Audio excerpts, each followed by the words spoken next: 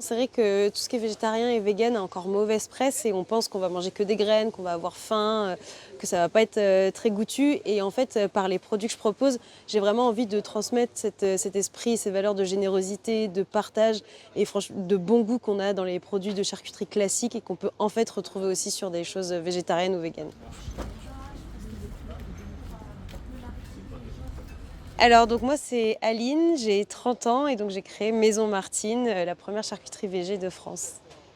Donc vous la faites au four, comme une bouche à la reine classique, hein. Et en fait, ce qui m'a décidé à monter cette entreprise, c'est que quand j'ai voulu réduire ma consommation de viande, en fait, je me suis aperçue petit à petit qu'il n'existait que des options au supermarché, donc industrielles, très transformées, avec beaucoup d'additifs pour la majorité des marques. Et moi, j'aimais bien aller chez mon petit commerçant de quartier, avoir des bons produits de producteurs locaux, etc. Et en fait, je me suis rendu compte qu'il n'existait pas ça pour du végétarien ou même du vegan. Donc ça va être nos rillettes Josette. Donc c'est des rillettes de pleurotes à base de tofu soyeux et de sel fumé.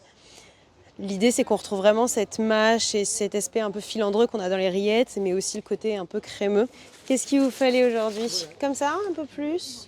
C'est super parce que du coup, même s'il y a des options dans les magasins et tout, là on vient au producteur et c'est plutôt plus sympa. On a 2 filles, dont une est végétarienne, l'autre pas, et il faut qu'on fasse les menus. Donc on a été très heureux de trouver le stand de chez Martine, hein. Moi, je suis végétarienne, donc oui, ça me convient bien. Et puis, c'est vraiment très, très bon, il y a beaucoup de saveurs. Et par rapport à ce qu'on peut trouver dans le commerce, c'est mieux, quoi. Enfin, moi, je trouve ça plus moelleux, plus savoureux. C'est vrai que j'ai passé 4 à 5 mois dans ma cuisine enfermée à créer, recréer des recettes. Et en fait, ce qui est assez compliqué avec le végétal, c'est qu'on ne travaille pas du tout de la même façon que ce soit avec de la viande ou des légumes. Et donc, c'est vrai que c'est beaucoup de choses à déconstruire et à reconstruire pour trouver la bonne texture, le bon goût, etc.